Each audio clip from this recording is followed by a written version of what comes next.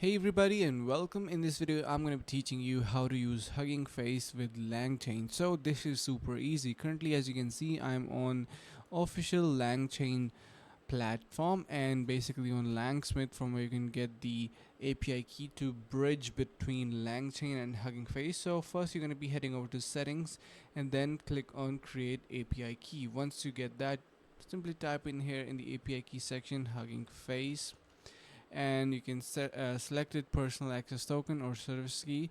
So I'm going to be simply clicking on create API key and then copy this. So now you can see our API key is ready. What we are going to be doing here is, you can see we are on the platform.